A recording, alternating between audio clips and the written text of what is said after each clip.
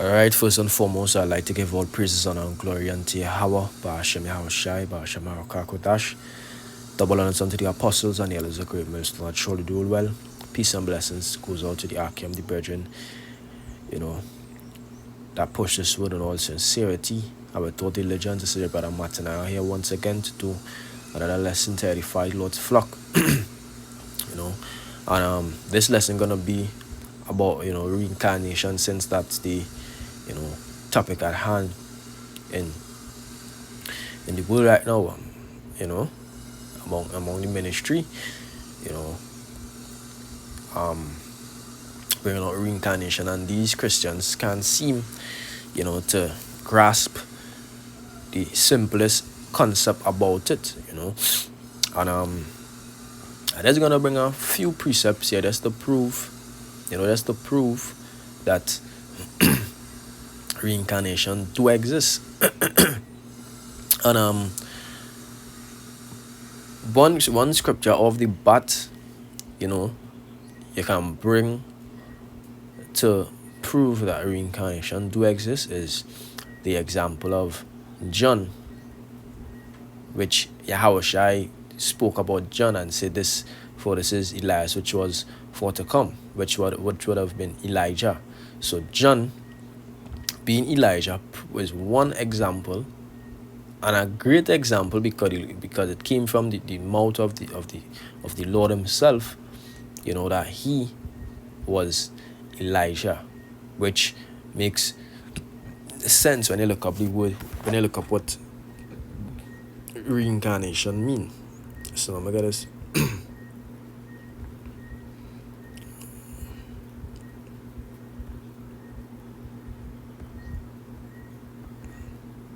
But let's get the etymology real quick.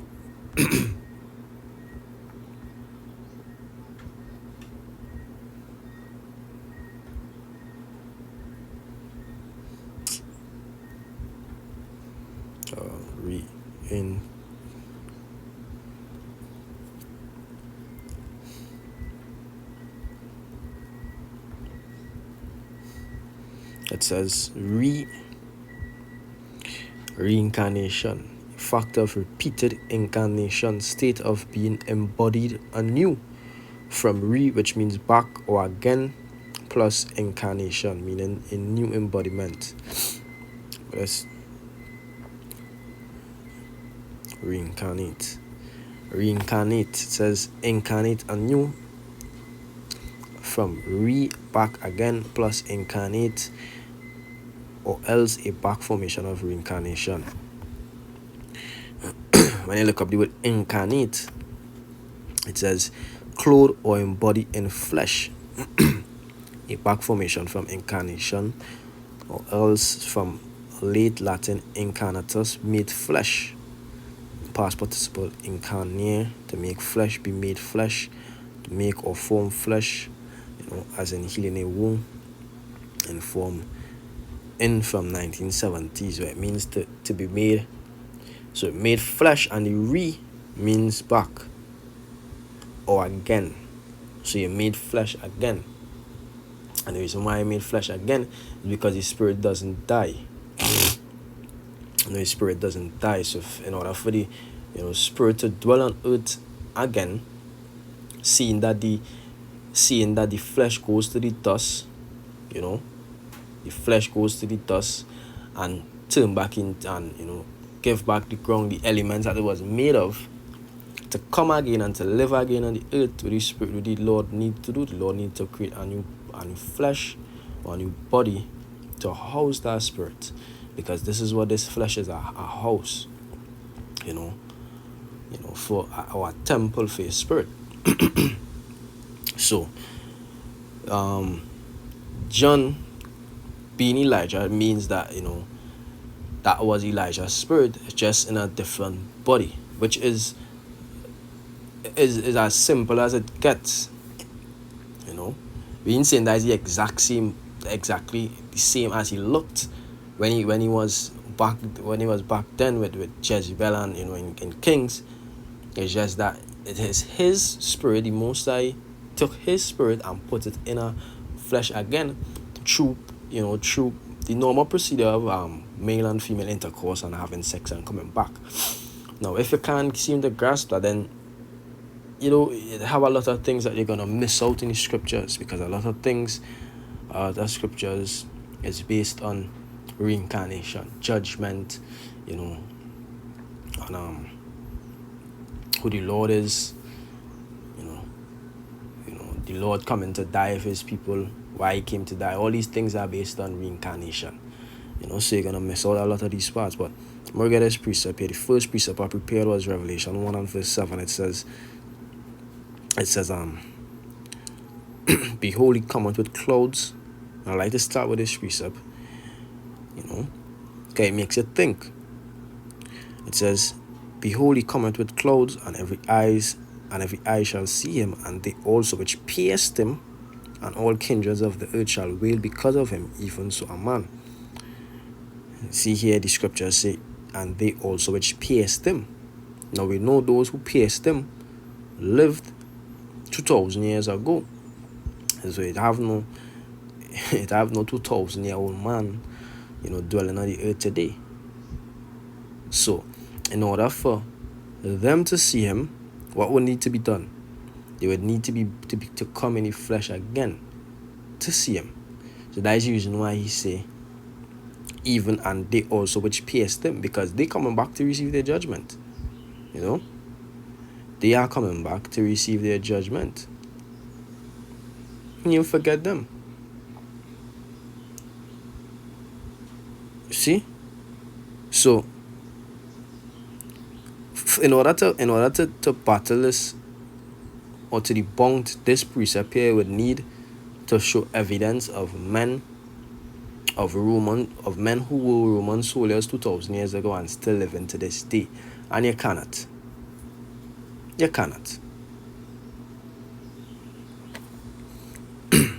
Couple other precepts, but first, before I get them precept, I'm bring this precept here in 1 Corinthians 14. It's 1 Corinthians 14.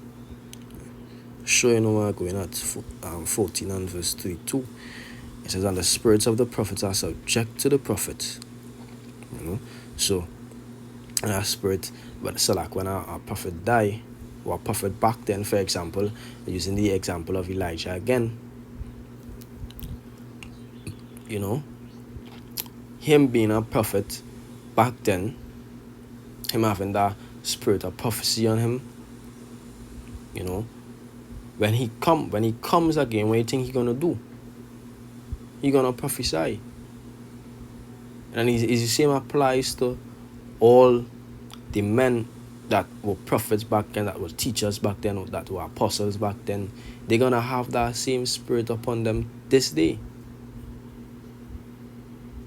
The Lord not choosing men. I choose it to be a prophet now, but I choose it to be a scoffer. When it in this time, no.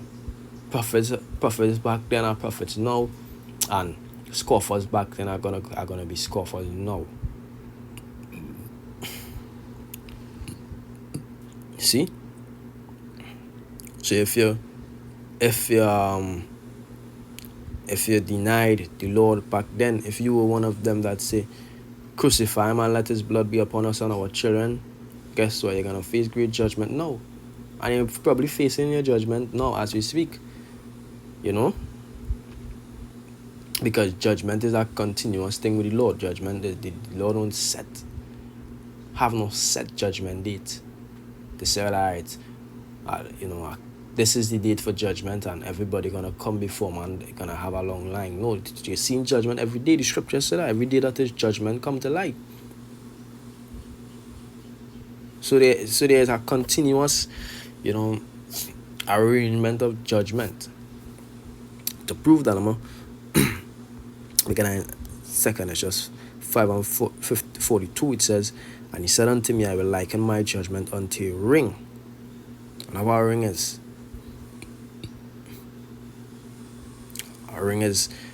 a loop that represents infinity or continuity, so it doesn't end.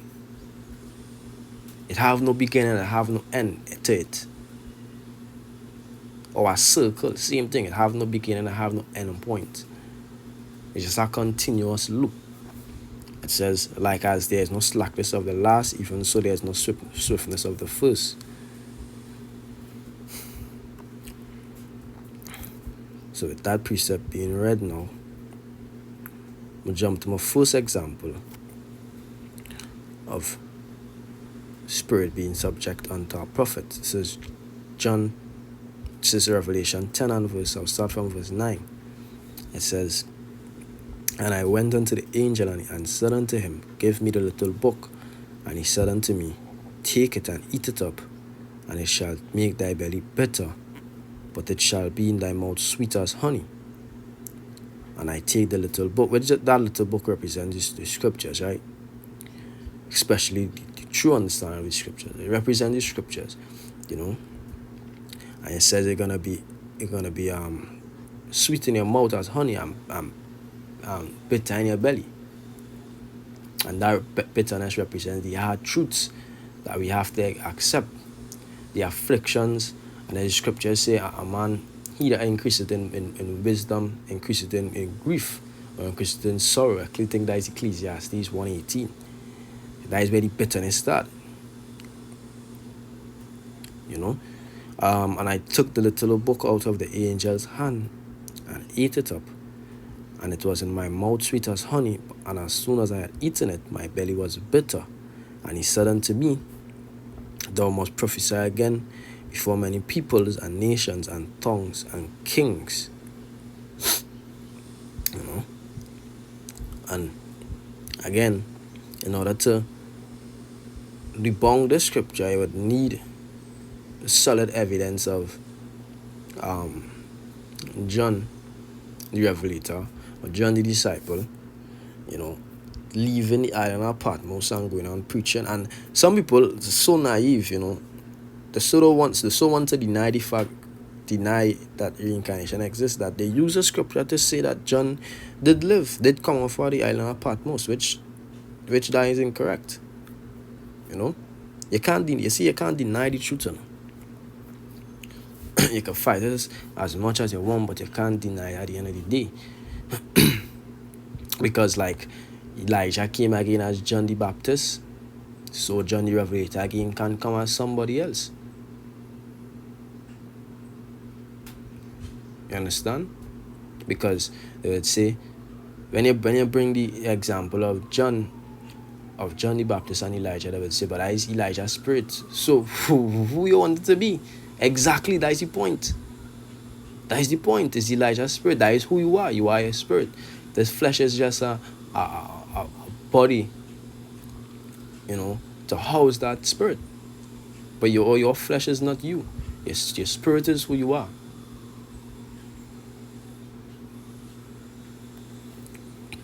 So when he come to prophesy again before many peoples and nations and tongues and kings, guess what? It's going to be his spirit, but just in a different body. Because the body doesn't matter. As Yahweh said, the flesh profited nothing. The flesh profited nothing. The flesh is... This flesh isn't anything. This flesh is insignificant. As a matter of fact, this flesh does more harm than any good. The Apostle Paul called it chains of darkness.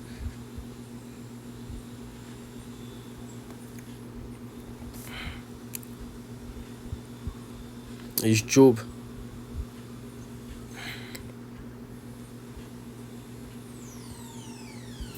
19 and verse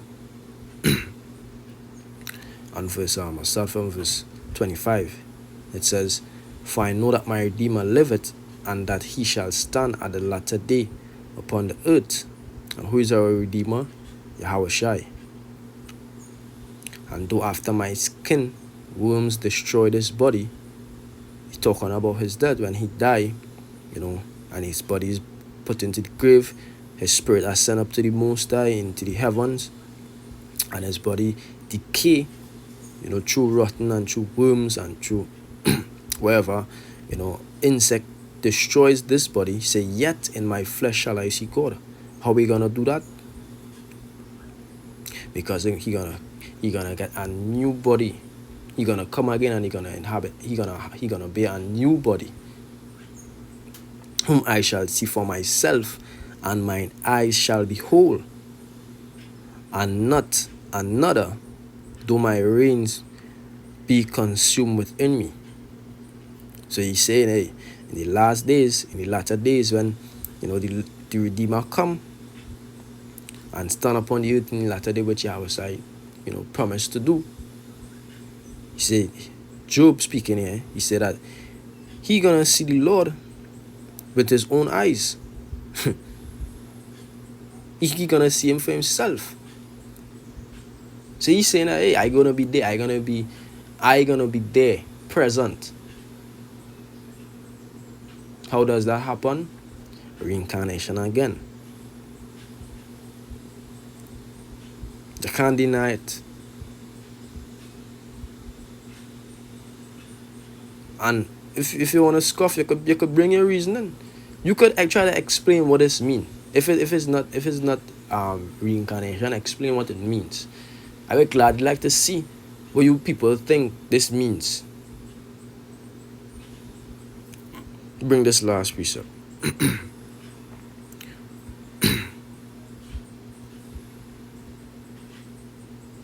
16. The second is just 16 and verse.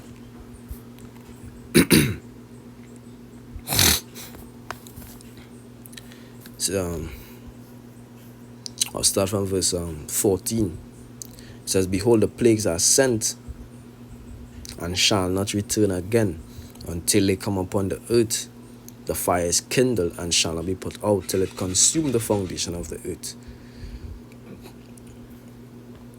It's talking about the plagues, and the main plagues, which is the nuclear missiles, even the laser beams from the chariots that are going to be sent to destroy, Babylon the Great. It says, like as an archer which is like as an arrow which is shot of a mighty archer returneth not backwards, even so the plagues that shall be sent upon the earth shall not return again. Which, when you read above, the plagues, it's famine, death, destruction, Theta, wild beasts, all these things. It says, woe is me, who will deliver me in those days? It says the beginning of sorrows and great mournings, the beginning of famine and great death, the beginning of wars, and the power shall stand in fear. The beginning of evils, what shall I do when these evils shall come? Behold, famine and plague, tribulation and anguish are sent as scourges for amendments. So Job talking about the time to come. He say, who going to deliver him in those days? What shall he do? Or what shall I do? Rather, when these evils shall come. Proving again that he needs to come back in the flesh again, in order to be present when these things happen, or when these things are occurring, which these things are, near to come. Very, very, these things are not, I shouldn't say near to come, it's knocking on the door. It's knocking on the door. So, if you think that, reincarnation doesn't exist, then, prove us wrong. Explain these scriptures. I have a ton load more scriptures. It's just these. You know what? Let me get this last precept.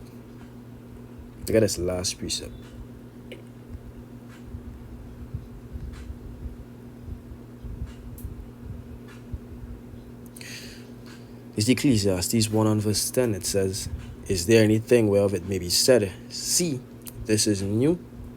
It had already been of old time, which was before us.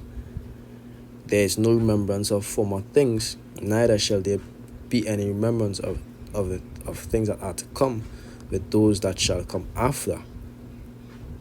See?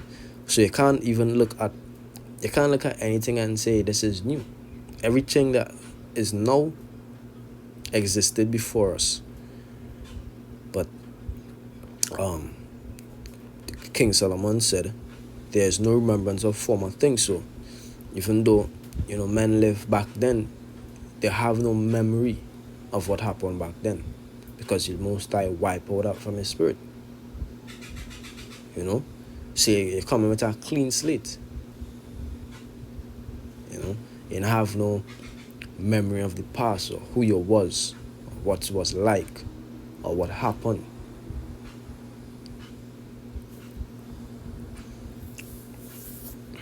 What should I read from verse 9? I'm going to read verse 9 as well and close off. It says, the thing that had been is that which shall be, and that which is done is that which shall be done, and there is no new thing under the sun. So with that, I want to give all praises, honor, and glory unto Yahweh, Ba'ashem Yahushai, Ba'ashem Harakah Kodash, the abundance unto the apostles and the elders of great mission that show to do well. Peace and blessings unto the Akim, through the four corners of this world, that continue to push this with all sincerity and with all diligence. Brother Martin from GMS Trinidad saying Shalom.